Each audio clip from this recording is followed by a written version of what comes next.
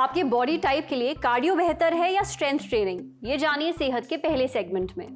इस दिवाली दिल्ली वालों को सुप्रीम कोर्ट से मिली है ग्रीन क्रैकर्स फोड़ने की इजाजत। सेहत के दूसरे सेगमेंट में जानिए ये ग्रीन क्रैकर्स क्या होते हैं और ये दूसरे पटाखों से कम नुकसानदेह क्यों होते हैं। दिवाली पर मिठाइयां देखकर मन ललचाता है, लेकिन डायबिटीज की वजह से खा नहीं सकते। सेहत के आखिरी सेगमेंट में जानिए शुगर वाले कौन सी मिठाइयां खा सकते हैं।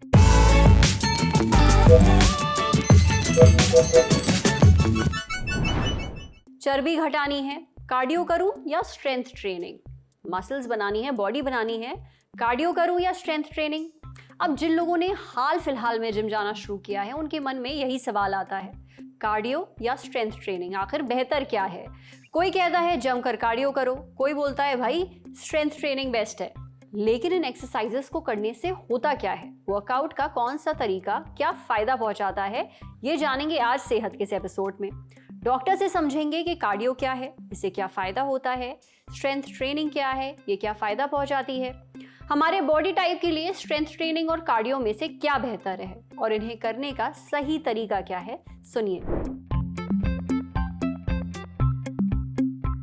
कार्डियो यानी कार्डियोवास्कुलर ट्रेनिंग या एक्सरसाइज, ऐसी कोई भी एक्टिविटी जिसमें हार्ट रेट बढ़ता हो या फिर ये कहें कि सांस फूलने लगती है।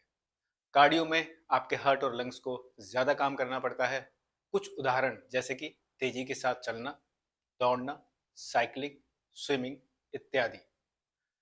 इसके कुछ फायदे, ये आपके हार्ट और लंग्स की एफिशिएंसी को बेहतर करता है, आपके स्टेमिना और एनर्जी लेवल को बढ़ाता है, अधिक कैलोरी बर्न करता है और फैट लॉस में मदद करता है, आपके स्ट्रेस और मूड दोनों को बेहतर करता है। स्ट्रेंथ ट्रेनिंग का मतलब है मसल्स का रेजिस्टेंस के विरुद्ध काम करना। रेजिस्टेंस को वेट्स के द्वारा हम क्रिएट कर सकते हैं। वेट्स में आपके बारबल, डंबल, रेजिस्टेंट बैंड्स या फिर स्वयं का बॉडी वेट भी हो सकता है। कुछ उदाहरण स्क्वाट्स, लंजेस, पुलअप्स, पुशअप्स इत्यादि। इसके फायदे, स्ट्रेंथ ट्रेनिंग आपकी मसल्स और बोन्स दोनों को स्ट्रॉन्ग बनाता है, आपके मेटाबॉलिज्म को बढ़ाता है जिससे बॉडी ज्यादा कैलोरी बर्न करती है, चाहे आप रेस्ट भी क्यों ना कर रहे हो। बॉडी शेप, पॉस्चर और बैलेंसिंग एबिलिटी में सुधार, उम्र बढ़ने पर मसल लॉस और कमजोरी आना, स्ट्रेंथ ट्रेनिंग उसे धीमा कर देती है। ज्यादातर इंडियंस में दो बातें कॉमन हैं। पहला, लो मसल मास का होना और दूसरा, बॉडी फैट स्टोरेज की टेंडेंसी, खास तौर पर पेट के आसपास का ज्यादा होना। अगर ऐसे में हम सिर्फ कार्डियो करेंगे तो वजन तो घटेगा लेकिन साथ में मसल मास लॉस भी होगा। तो मसल मास कम होने पर मेटाबॉलिज्म स्लो हो जाता है और जिसकी वजह से वेट दोबारा से आसानी से बढ़ जाता है। इसीलिए सबसे अच्छा तरीका होगा कि हम स्ट्रेंथ ट्रेनिंग और कार्डियो ट्रेनिंग दोनों ही करें। सप्ताह में कम से कम 2 से 3 बार हम स्ट्रेंथ ट्रेनिंग करें और 3 से 4 बार हम कार्डियो ट्रेनिंग भी हम करें। इससे आपको सबसे ज्यादा लाभ होगा। एक्सरसाइज या वर्कआउट सिलेक्शन आप अपने करंट फिटनेस लेवल, गोल्स और पसंद अनुसार सेलेक्ट कर सकते हैं। इसके लिए आपको किसी फिटनेस प्रोफेशनल की सहायता लेना भी लाभकारी होगा। एक अच्छे वर्कआउट में कुछ खास इंग्रेडिएंट्स होते हैं जैसे कि mobility, stability, warm up, cool down, cardio, strength इत्यादि। हाँ, याद रहे कि कंसिस्टेंसी, रेस्ट और सही न्यूट्रिशन ही आपके फिटनेस लेवल को एक अगले मुकाम तक ले जा सकते हैं। एक्सरसाइज कोई भी करें, बस ध्यान रखें कि आपको इंजरी ना हो। हर एक्सरसाइज को ट्रेनर की देखरेख में ही करें और साथ में ज़रूरत भर आराम भी करें, क्योंकि एक्सरसाइज के साथ साथ खुद को आराम देना बहुत ज़रूरी है। जब आप आराम करते हैं, सोते हैं, उस वक्त आपकी मांसपेशियां खुद को रिपेयर करती हैं। जो चोट लगी है उसकी मरम्मत होती है, इसलिए एक्सरसाइज के साथ आराम भी ज़रूरी होता है। अब बढ़ते हैं सेहत के अगले सेगमेंट की तरफ, तन की बात। सुप्रीम कोर्ट ने 15 अक्टूबर को दिल्ली एनसीआर में ग्रीन क्रैकर्स को बेचने और फोड़ने की इजाजत दे दी है, लेकिन ये परमिशन एक लिमिटेड टाइम तक ही है। ग्रीन क्रैकर्स तय जगहों पर 18 से 21 अक्टूबर तक बेचे जाएंगे। दिवाली वाले दिन और उसके एक दिन पहले ही इन्हें फोड़ा जा सकता है। इन दोनों दिनों पर ग्रीन क्रैकर्स सुबह 6 से 7 और रात 8 से 10 फोड़े जा सकते हैं, यानी कुल 3 घंटे।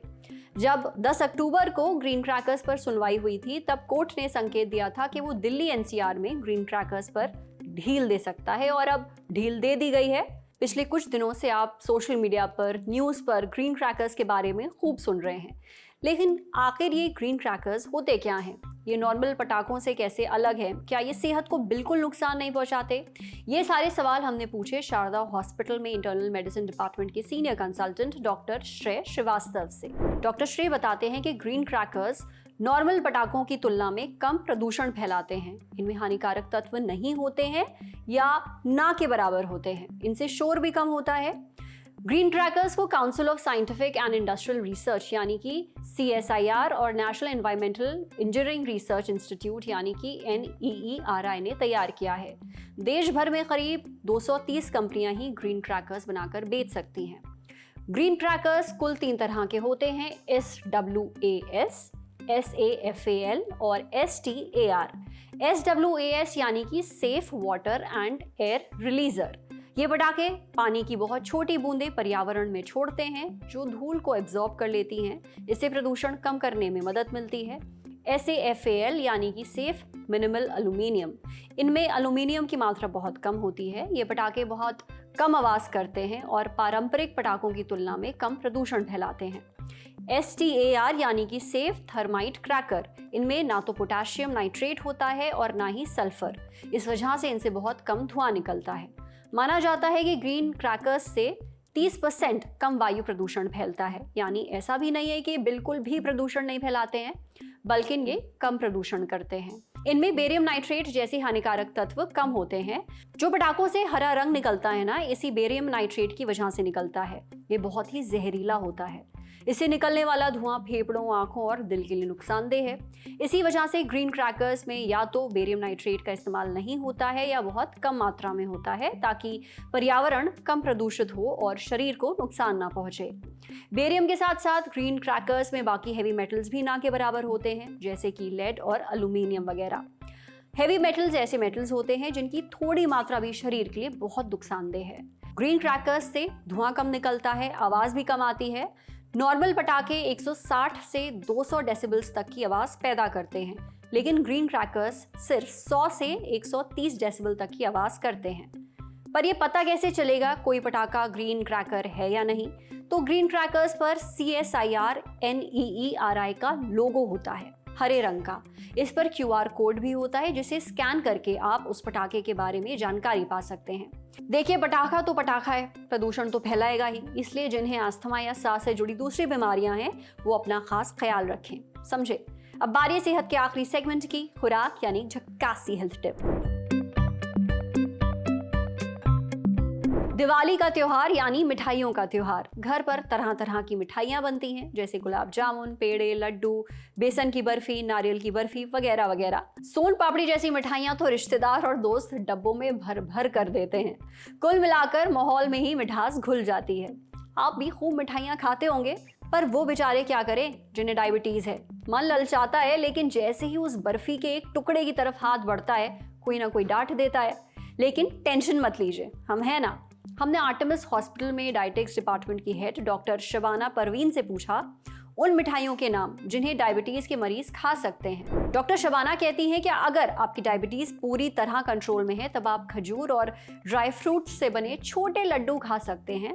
इनमें चीनी नहीं होती है, इनमें हेल्दी फैट्स और फाइबर होता है, जो शुगर की क्रेविंग को कंट्रोल करता है और पेट भी देर तक भरा रहता है। आप सूजी का हलवा और बेसन की बर्फी खा सकते हैं, बस इसमें चीनी की जगह स्टीविया डालें। स्टीविया एक नेचुरल स्वीटनर है, इससे ब्लड शुगर तेजी से नहीं बढ़ता। इसे डायबिटीज के मरीजों के लिए कुछ हद तक सेफ माना जाता है। आप घर पर बने हुए नारियल के लड्डू भी खा सकते हैं। नारियल का ग्लाइसेमिक इंडेक्स 45 से 51 के बीच होता है, जिसे लो माना जाता है। लो ग्लाइसेमिक इंडेक्स का मतलब है कि इसे खाने के बाद आपके खून में शुगर का लेवल धीरे धीरे बढ़ता है, तेजी से नहीं। नारियल के लड्डुओं में हेल्दी फैट्स भी होते हैं, ये तुरंत एनर्जी देते हैं और ब्लड शुगर स्पाइक नहीं करता, बशर्ते इसमें रिफाइंड शुगर का इस्तेमाल ना किया गया हो। डायबिटीज के मरीज अंजीर रोल, काजू कतली, बादाम कतली और पिस्ता रोल खा सकते हैं। इन मिठाइयों का ग्लाइसेमिक इंडेक्स कम होता है। नट्स और फाइबर शुगर का लेवल तेजी से बढ़ने से रोकते हैं, इसलिए ये मिठाइयाँ सेफ जोन में आती हैं। अगर इन मिठाइयों को बिना रिफाइंड शुगर के घर पर ही बनाया जाए तो और भी अच्छा है। आप लौकी की बर्फी खा सकते हैं। लौकी फाइबर से भरपूर होती है। बस इसे बनाते वक्त रिफाइंड शुगर की जगह स्टीविया डालें। आप कोई दूसरा नेचुरल स्वीटनर का भी इस्तेमाल कर सकते हैं जो आपको पसंद हो। अगर मीठे में सबसे हेल्दी ऑप्शन की बात करें तो आप ओट्स और चिया सीड्स की पुडिंग बनाकर खा सकते हैं। इनमें मिठास के लिए स्टीविया डाल सकते हैं। खजूर और सेब से बनी हुई खीर भी एक बहुत ही अच्छा ऑप्शन है। ऐसी खीर में मिठास के लिए चीनी की जगह खजूर और सेब डाला जाता है। इससे स्वाद के साथ साथ पोषण भी बढ़ता है। आप खीर में अपनी पसंद के दूसरे नट्स भी डाल सकते हैं। सबसे ज़रूरी बात, एक दिन में 1 से 2 पीस मिठाई ही खाएं, इससे ज़्यादा नहीं। मिठाई खाने के बाद थोड़ी देर ज़रूर टहलें और कभी भी खाली पेट मिठाई ना खाएं। इससे ब्लड शुगर लेवल तेज़ी से बढ़ सकता है।